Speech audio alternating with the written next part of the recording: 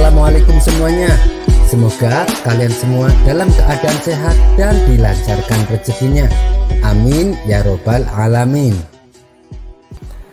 Suatu ketika Abu Nawas bepergian keluar kota. Ia berjalan melewati tandusnya padang pasir. Di tengah jalan, Abu Nawas menemukan beberapa kerangka manusia yang sedang tergeletak di tanah.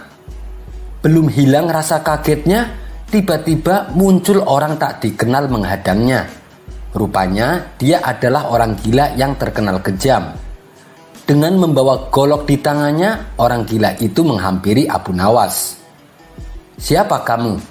tanya orang gila tersebut. "Saya hamba Allah," jawab Abu Nawas. "Saya juga hamba Allah. Yang saya maksud, nama kamu siapa?" bentak orang gila mulai emosi. "Nama saya Abu Nawas," jawab Abu Nawas dengan tenang. "Apakah kamu orang berilmu?" tanya orang gila itu kembali. "Iya, saya orang yang berilmu," jawab Abu Nawas. "Baguslah, kamu lihat kerangka-kerangka di depanmu itu, mereka adalah orang-orang yang aku bunuh karena mereka tidak bisa menjawab pertanyaanku," ujar orang gila tersebut. "Dan kali ini adalah giliranmu. Kalau kamu tidak bisa menjawab pertanyaanku, maka nasibmu akan sama. Kamu akan mati di tanganku," ujar orang gila itu. "Apa pertanyaanmu?" tanya Abu Nawas. "Begini, ketika awal bulan berbentuk kecil yang kita sebut bulan sabit. Dan ketika pertengahan bulan menjadi besar yang kita sebut bulan purnama. Tapi ketika akhir bulan kembali menjadi kecil yang kita sebut bulan sabit. Pertanyaanku adalah, kenapa di awal bulan dan di akhir bulan bentuknya kecil?" tanya si orang gila. "Kamu sangat bodoh. Di awal bulan masih kecil karena saat itu Tuhan sedang membuat bulan agar menjadi besar. Setelah bulan menjadi besar di pertengahan bulan, lalu Tuhan memotong-motong bulan purnama menjadi kepingan-kepingan kecil. Kepingan-kepingan tersebut lalu Tuhan jadikan bintang yang bertebaran di langit. Oleh sebab itulah kenapa di awal bulan dan di akhir bulan bentuknya jadi kecil," kata Abu Nawas menjelaskan. Mendengar jawaban Abu Nawas, orang gila itu langsung merebut tangan Abu Nawas dan menciumnya. "Luar biasa, ternyata jawaban Anda sesuai dengan apa yang kupikirkan." Abu Nawas pun lalu dipersilahkan untuk melanjutkan perjalanannya. Kisah selanjutnya.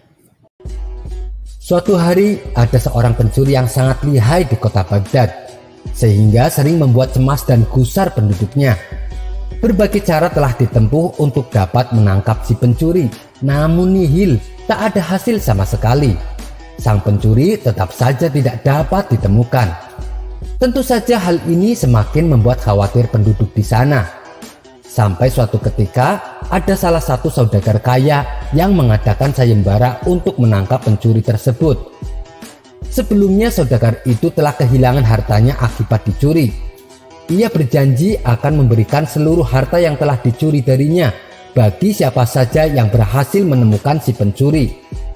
Sebab saudagar kaya itu merasa penasaran, sebenarnya siapa pencuri yang begitu lihai mencuri hartanya. Begitu sayembara ini diumumkan, tentu saja sangat banyak penduduk yang berpartisipasi. Bagaimana tidak? Hadiah yang ditawarkan begitu menarik perhatian mereka. Namun apa yang terjadi? Tetap saja tidak ada yang berhasil mengungkap siapa pencurinya.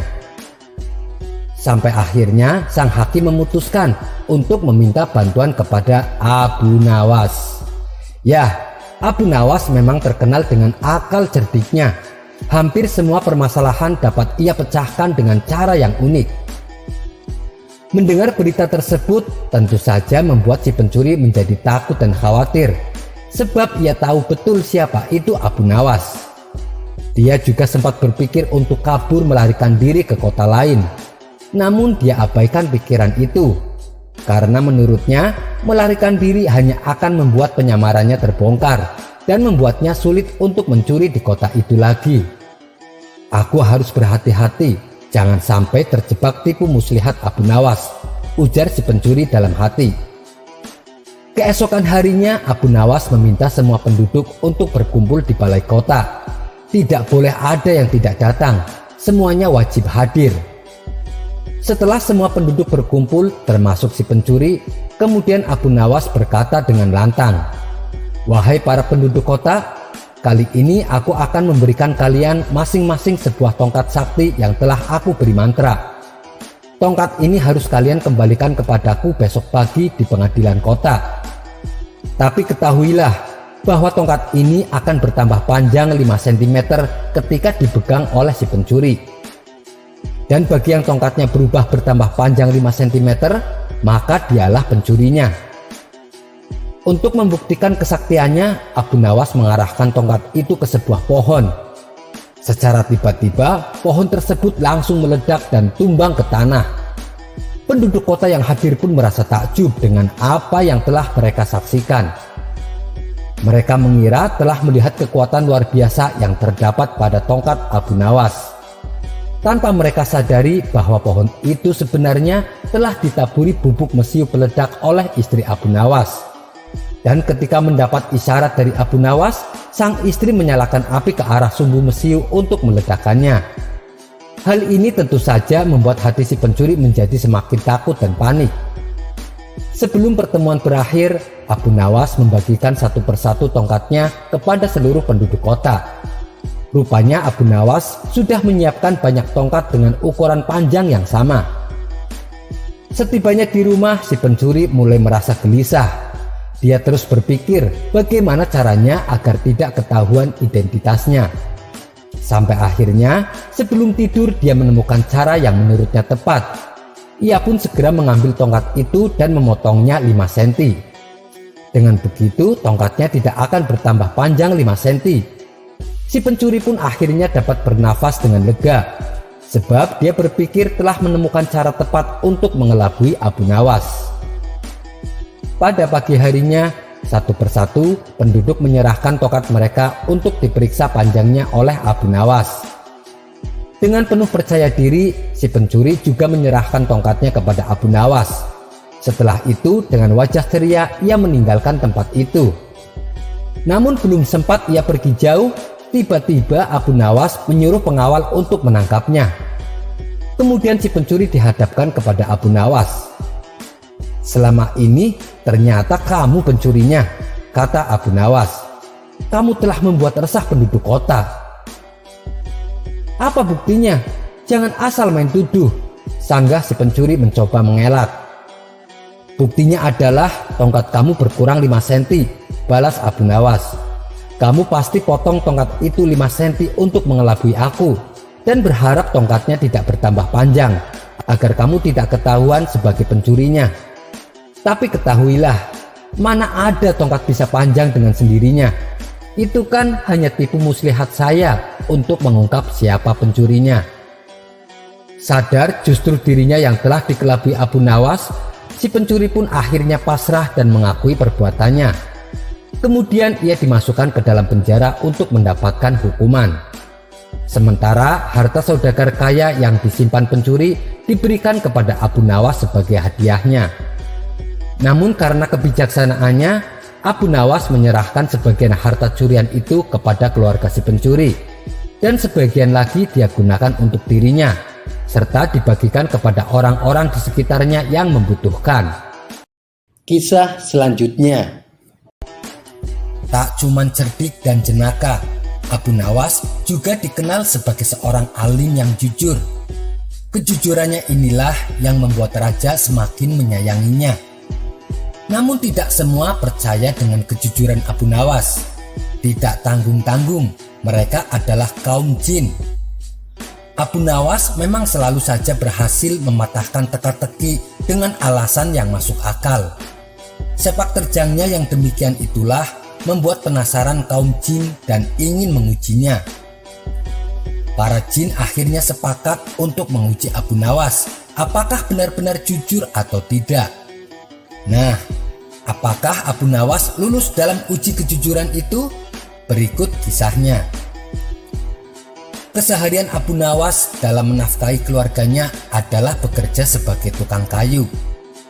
Setiap pagi, Abu Nawas rajin ke hutan untuk menebang kayu dengan kapak andalannya. Lalu kayu tersebut dijual ke pasar dan uangnya untuk menafkahi keluarganya. Suatu ketika saat Abu Nawas dalam perjalanan menuju hutan, kapak yang biasa dibawanya terjatuh ke dalam jurang. Tanpa kapaknya, otomatis ia tidak bisa bekerja seperti biasanya. Kapak itu adalah satu-satunya peralatan yang ia punya. Kejadian tersebut membuat Abu Nawas bersedih hati. Ia pun lalu memutuskan untuk balik ke rumah. Dalam perasaan yang sangat sedih itu, tiba-tiba di tengah perjalanan datanglah jin yang menyamar sebagai seorang laki-laki berbaju putih. Jin itu datang dan menggoda Abu Nawas yang kondisinya sedang labil. "Hai Abu Nawas, kenapa kamu kelihatan sedih?" tanya jin itu. "Iya, kapak saya satu-satunya telah jatuh ke jurang. Kalau begini, bagaimana saya bisa bekerja?" jawab Abu Nawas dengan nada sedih. "Oh begitu, saya akan bantu mengambilkannya untukmu," kata jin itu kembali.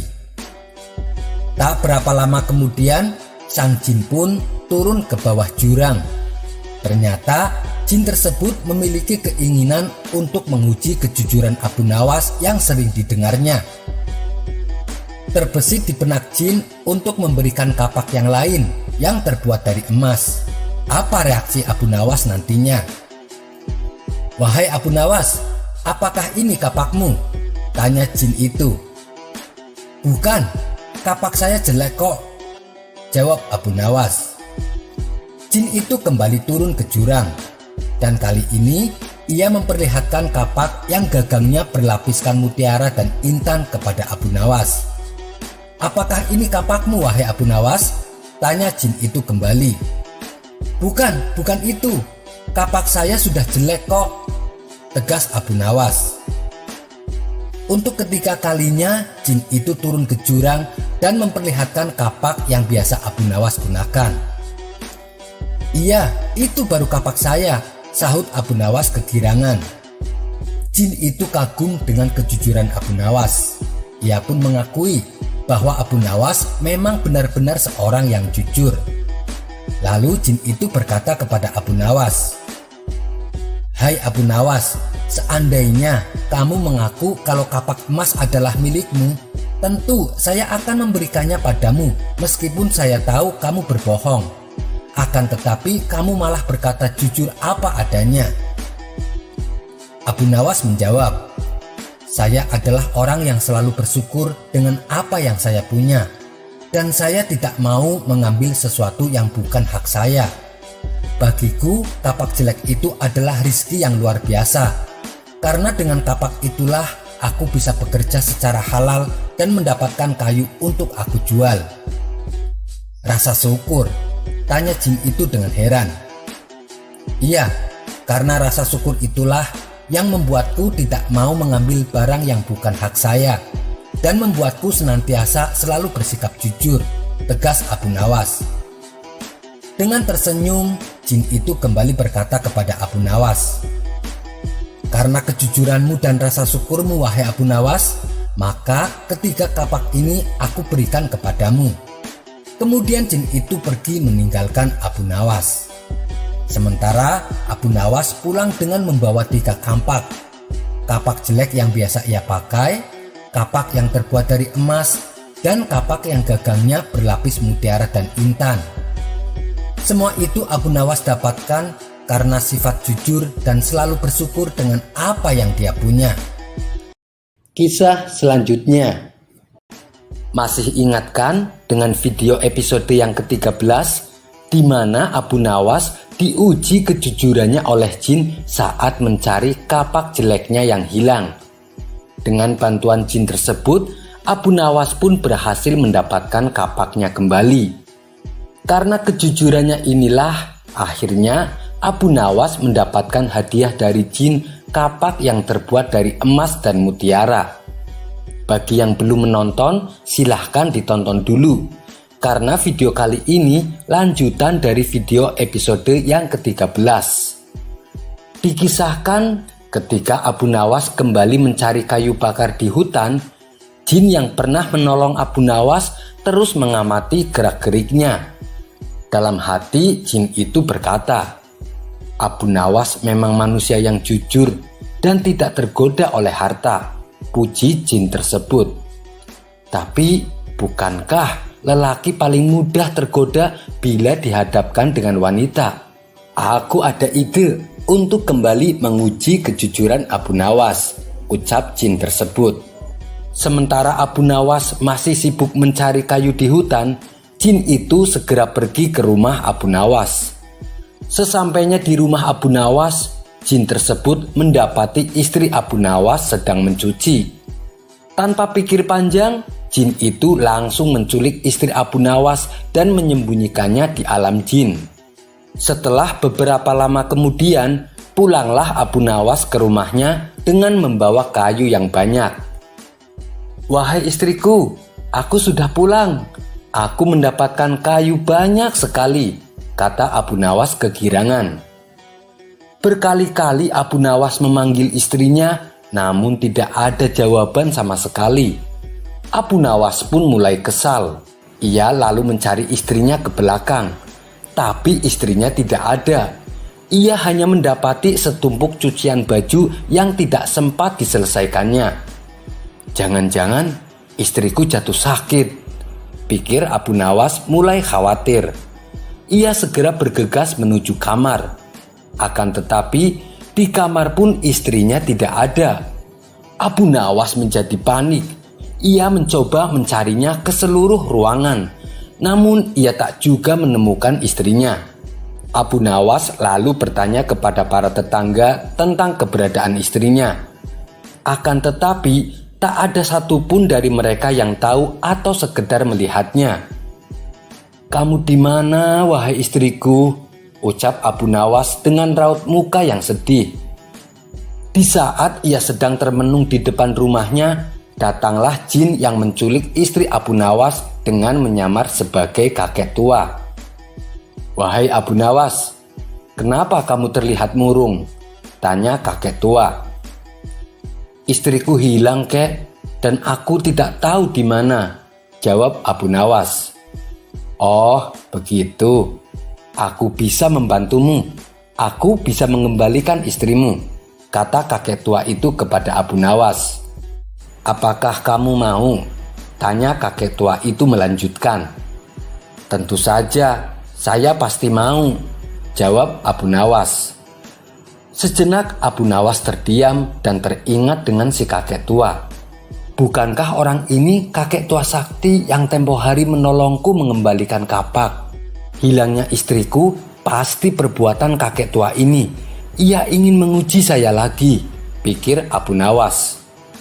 Hei Abu Nawas, mau ditolong kok malah melamun? Ayo cepetan ikut aku, ajak kakek tua. Abu Nawas pun berjalan mengikuti kakek tua tersebut. Setelah sampai di tempat yang sepi, kakek tua itu berkata kepada Abu Nawas, "Kamu tunggu dulu di sini, aku akan pergi sebentar." Tak lama berselang, kakek itu kembali bersama wanita cantik jelita Laksana putri kerajaan. "Hei Abu Nawas, apakah ini istrimu?" tanya kakek tua. Abu Nawas memandangi wanita itu dari ujung rambut sampai ujung kaki.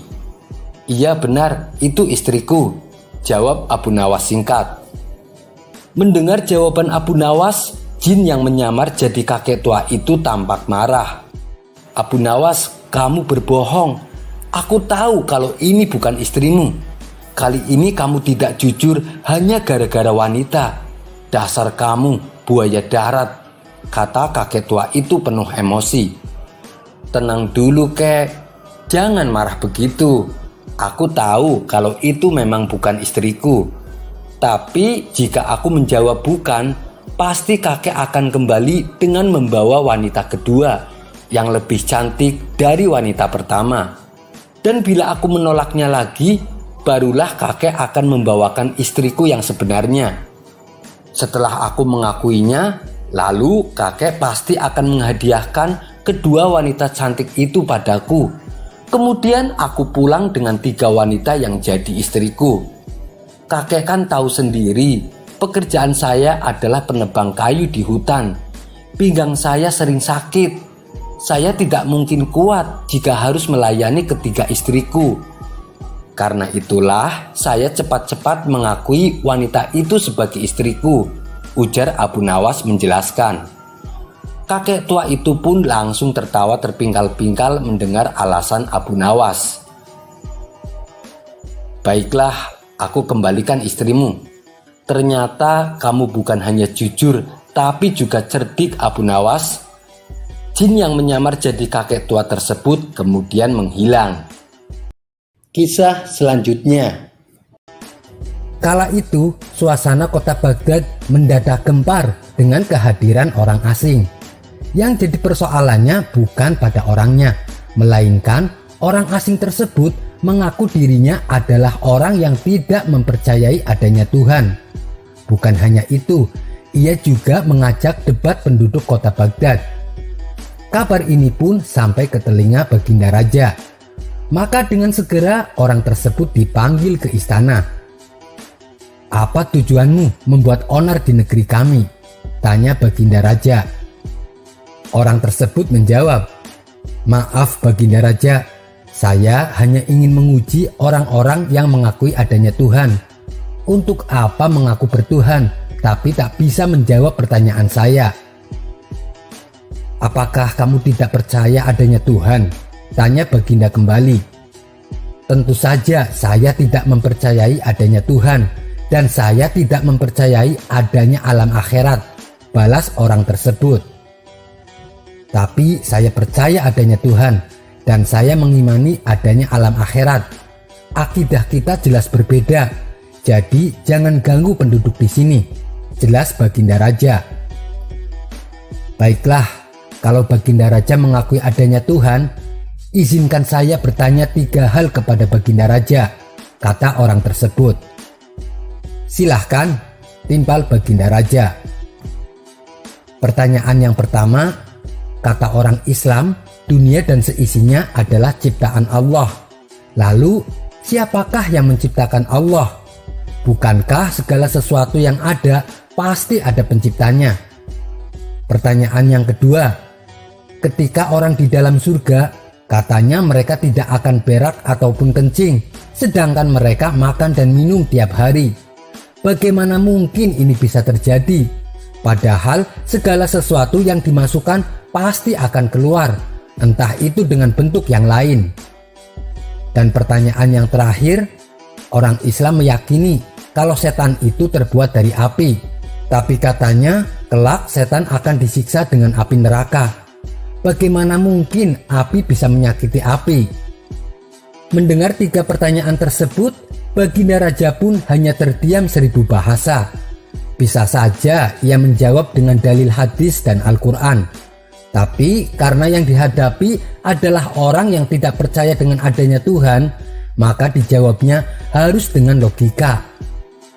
Lalu salah satu menterinya membisikkan kepada Baginda Raja, "Baginda, kalau soal beginian, serahkan saja pada Abu Nawas. Dia pasti bisa mematahkan argumen orang itu."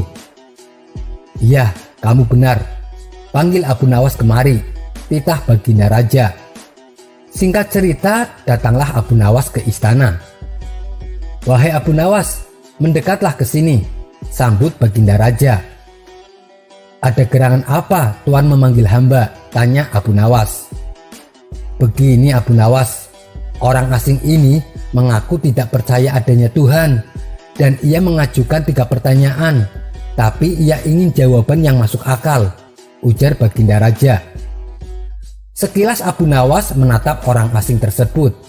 "Oh, ini orangnya yang bikin gempar penduduk Baghdad," pikir Abu Nawas. Ia pun lalu berjalan menghampiri orang asing itu dan duduk di hadapannya.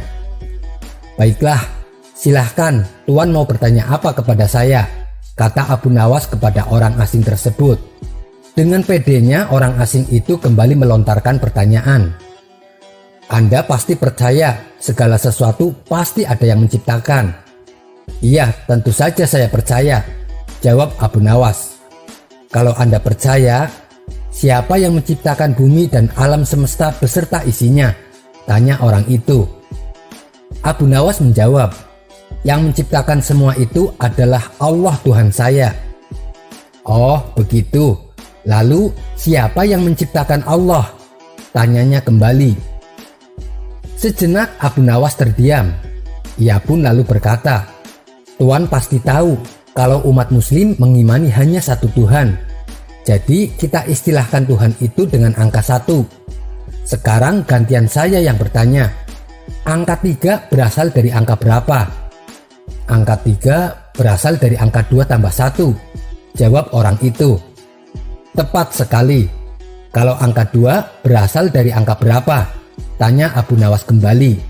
Angka 2 tentu saja berasal dari angka 1 ditambah 1. Jawabnya. Itu juga benar. Sekarang kalau angka 1 sendiri berasal dari angka berapa? Tanya Abu Nawas. Orang tersebut langsung terdiam tak bisa menjawabnya. Abu Nawas lalu menjelaskan. Pada intinya, semua angka pasti ada awalnya, kecuali angka 1. Entah itu angka 8, angka 10, angka 11, dan angka-angka tersebut diibaratkan alam semesta ciptaan Allah. Tapi kalau Tuhan bertanya siapa yang menciptakan Allah, itu sama halnya saya menanyakan dari manakah angka 1. Tuhan pasti tidak akan bisa menjawabnya. Mendengar penuturan Abu Nawas, orang itu pun berkata, untuk jawaban pertanyaan pertama, baiklah, itu bisa diterima dengan akal logika. Sekarang untuk pertanyaan kedua, ketika orang di dalam surga, katanya mereka tidak akan berak ataupun kencing. Bagaimana mungkin ini bisa terjadi? Padahal segala sesuatu yang dimasukkan pasti akan keluar, entah itu dengan bentuk yang lain. Abu Nawas membalas, berapa lama bayi berada dalam kandungan ibunya? 9 bulan bukan?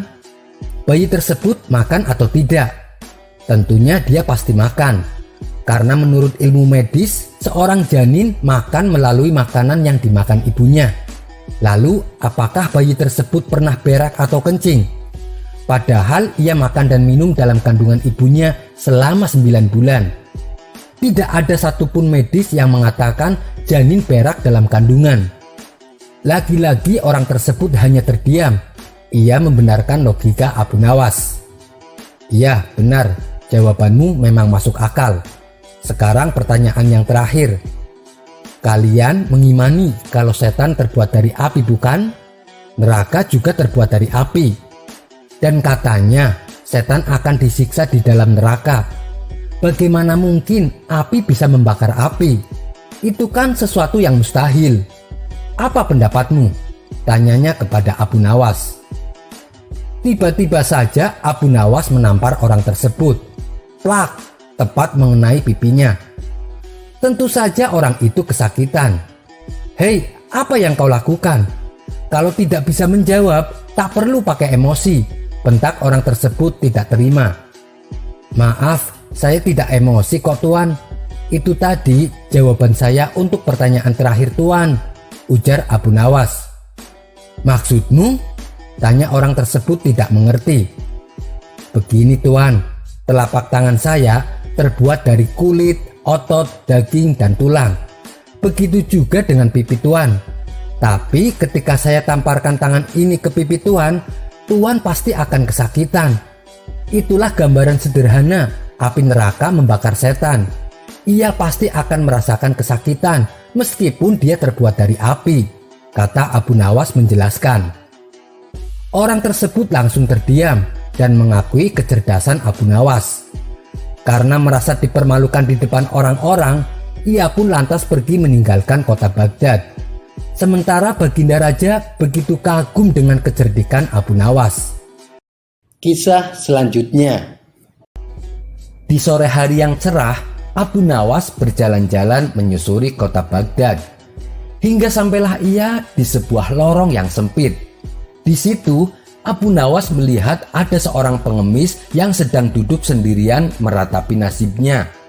Abu Nawas lalu menghampiri pengemis tersebut. "Kamu kenapa terlihat murung?" tanya Abu Nawas. "Saya dari pagi belum makan, Tuan. Saya sudah mengemis ke sana kemari, tapi tidak ada yang mau memberiku uang," jawab si pengemis sambil menangis terisak. Abu Nawas menjadi merasa iba. Ia lalu merogoh kantong bajunya dan memberikan 10 dinar. "Ini ada 10 dinar untukmu supaya kamu bisa membeli makanan." Si pengemis yang tadinya murung seketika berubah menjadi ceria. "Terima kasih Tuan, semoga amal baik Tuan dibalas Allah 10 kali lipat," kata si pengemis tak henti-hentinya mengucapkan terima kasih. Abu Nawas kemudian meninggalkan si pengemis dan kembali pulang ke rumahnya. Saat menjelang malam tiba, Abu Nawas melepaskan lelahnya dengan istirahat tidur di ranjang. Di dalam tidurnya, Abu Nawas bermimpi bertemu dengan malaikat yang menyamar sebagai seorang saudagar tampan yang kaya raya. Saudagar itu sangat baik hati dan dermawan. Ia mendekati Abu Nawas yang sedang duduk sendirian. Kemudian saudagar tampan itu meletakkan kepingan uang 10 dinar di tangan Abu Nawas. Lalu meletakkan lagi kepingan 10 dinar. Dan sekeping lagi, terus demikian. Sampai ada 9 keping uang di telapak tangan Abu Nawas. Kemudian saudagar tampan itu berhenti. Abu Nawas tahu kalau saudagar tampan tersebut masih memiliki 1 keping emas di tangannya. Abu Nawas kemudian teringat doa pengemis tadi sore yang mengatakan, "Semoga Allah akan membalasmu 10 kali lipat." Merasa jumlah kepingan uang di tangannya hanya 90 dinar, ia pun menagih sisa 10 dinar yang masih berada di tangan saudagar tampan tersebut. "Tuan, berikan sisa uangnya padaku, biar jumlahnya genap menjadi 100 dinar." Akan tetapi saudagar itu tidak mau memberikannya. Abu Nawas mencoba merebut yang 10 dinar dari tangan saudagar tampan. Namun tiba-tiba Abu Nawas terbangun dari mimpinya. Ia pun langsung melihat ke telapak tangannya. Tentu saja sama sekali tidak ada uang di tangannya. Cepat-cepat Abu Nawas menutupkan matanya kembali dan berteriak, "Baiklah, yang 10 dinar tidak usah Tuan berikan, tapi tolong yang 90 dinar tadi kembalikan padaku." Cerita selanjutnya.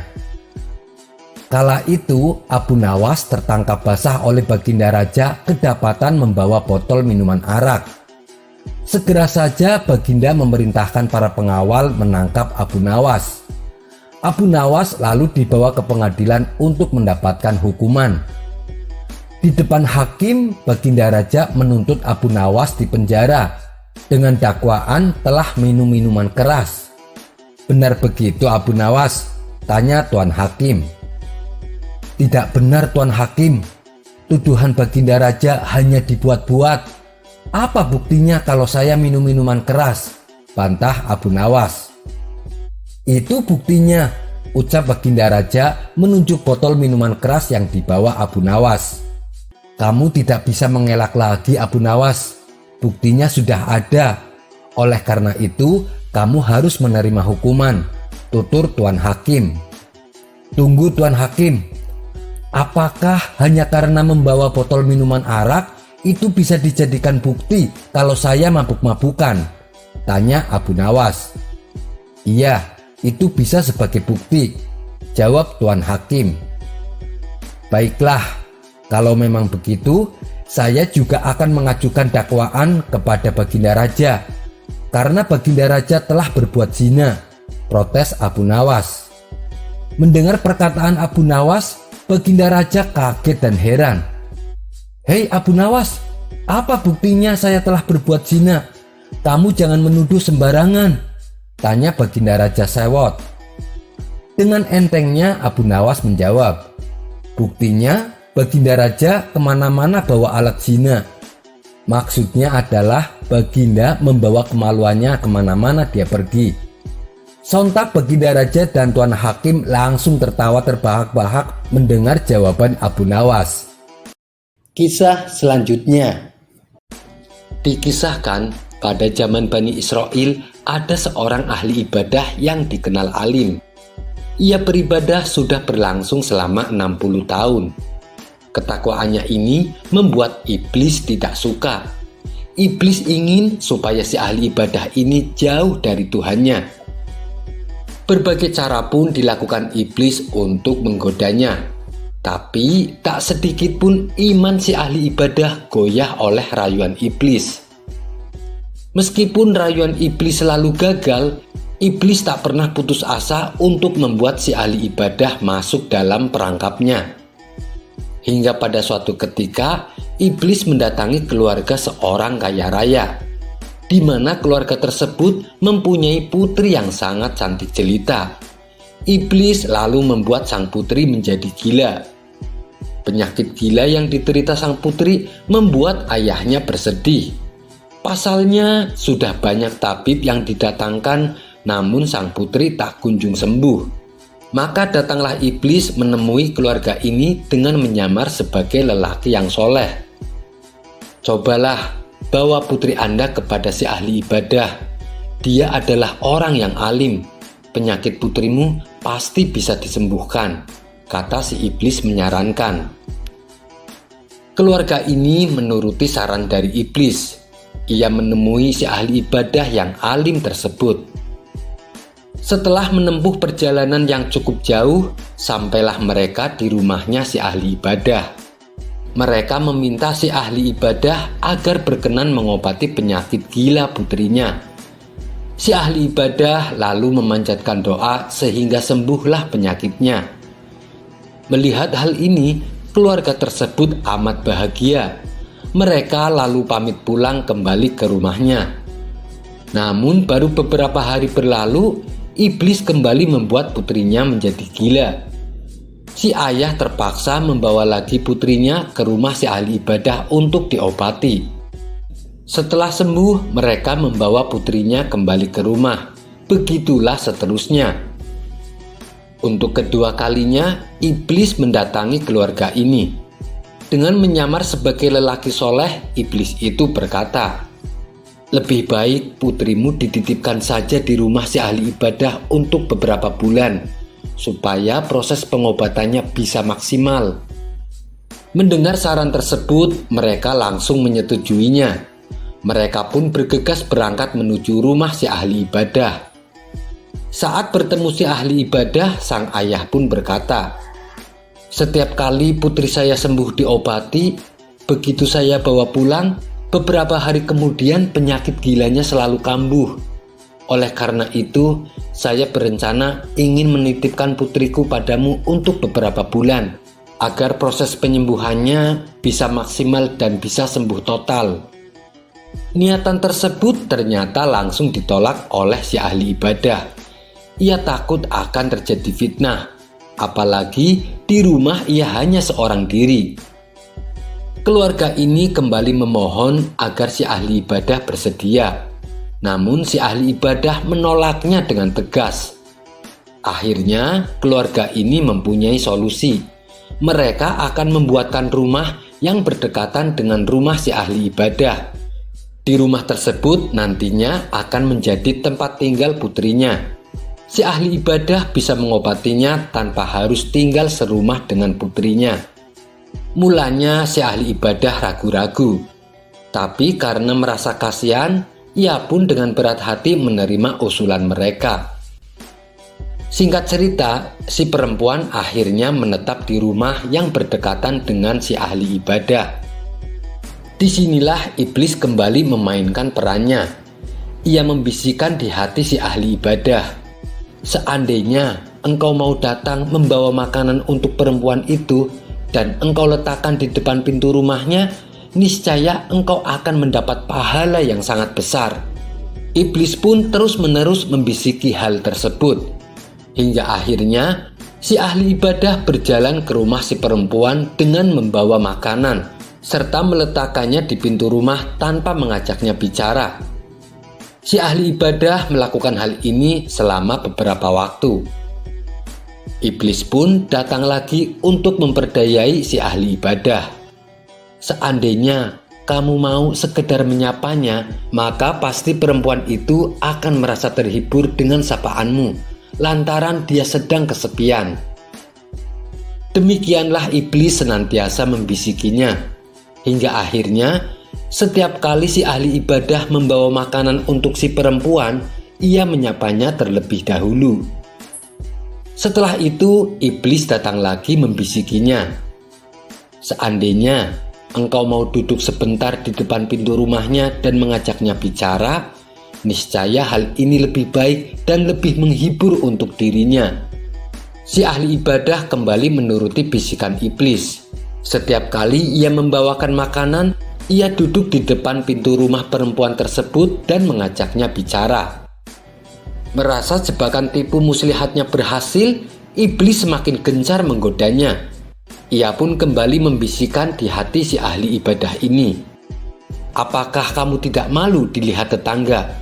Kamu seorang ahli ibadah, tapi kamu duduk di depan pintu rumah perempuan sambil mengajaknya bicara. Akan lebih baik bila kamu masuk ke dalam rumahnya. Dengan begitu tidak ada tetangga yang melihatmu. Si ahli ibadah sudah masuk dalam jebakan iblis. Ia menuruti bisikan iblis di hatinya. Karena seringnya berduaan di rumah si perempuan, si ahli ibadah mulai tertarik dengan kemolekan tubuhnya. Maka terjadilah perzinahan antara si ahli ibadah dengan perempuan tersebut. Akibat seringnya melakukan perbuatan ini, kemudian si perempuan hamil. Si ahli ibadah menjadi gelisah dan takut. Di saat dilanda kecemasan, iblis kembali berbisik kepada si ahli ibadah. Kamu dikenal masyarakat sebagai ahli ibadah, tapi yang kamu lakukan sangat hina. Orang-orang pasti akan membencimu dan mencacimu. Kenapa tidak kau bunuh saja perempuan itu? Dan kamu kuburkan mayatnya di tempat yang tidak diketahui orang. Kalau keluarga perempuan tersebut datang untuk menjemput, bilang saja kamu kewalahan menghadapi jin yang merasuki tubuh perempuan itu. Lalu jin tersebut menculik dan membawanya kabur. Lantaran merasa kalut, bisikan jahat iblis ini pun dilakukannya. Si ahli ibadah membunuh perempuan tersebut dan menguburkannya di suatu tempat. Beberapa hari kemudian, datanglah keluarga si perempuan untuk menjemputnya. Si ahli ibadah menjelaskan kalau dirinya kewalahan menghadapi jin yang merasuki tubuh si perempuan, dan jin tersebut kabur membawa lari si perempuan. Mereka pun percaya dengan ucapan si ahli ibadah. Namun ketika malam tiba, dalam tidurnya keluarga perempuan ini didatangi iblis. Yang diucapkan ahli ibadah itu adalah bohong. Putrimu dan dia telah melakukan zina hingga putrimu hamil. Ia lalu membunuhnya dan menguburkannya di tempat ini. Esok paginya, keluarga tersebut mencoba mencari tahu kebenaran mimpinya. Ia menuju tempat di mana putrinya dikuburkan. Melihat kenyataan bahwa putrinya dibunuh oleh si ahli ibadah, keluarga tersebut menjadi murka dan mengadukan hal ini kepada raja. Si ahli ibadah lalu dijatuhi hukuman mati. Bujuk rayu iblis tidak berhenti sampai di sini. Saat si ahli ibadah akan dieksekusi hukuman mati, iblis kembali membisikkan tipu muslihatnya. Aku bisa menyelamatkanmu dari hukuman mati, tapi ada syaratnya. Engkau harus sujud kepadaku. Mendengar hal itu, si ahli ibadah menjawab, bagaimana mungkin aku bisa bersujud? Badanku terikat di tiang salib. Iblis kembali berkata, kamu bisa melakukannya, cukup dengan isyarat kedipan matamu. Dan ketika si ahli ibadah mengedipkan mata sebagai isyarat sujud kepada iblis, anak panah melesat tepat mengenai dadanya. Si ahli ibadah akhirnya mati dalam keadaan kafir. Kisah ini diriwayatkan dari Khalid bin Aslam, dari An-Nadir bin Sumail, dari Syu'bah, dari Abu Ishaq, dari Abdullah bin Malik, dari Sayyidina Ali karamallahu wajhah. Wallahu a'lam bishawab. Sekian dulu perjumpaan kita kali ini. Sampai bertemu lagi di kisah selanjutnya. Terima kasih yang sudah subscribe dan setia menonton channel ini. Wassalamualaikum warahmatullahi wabarakatuh.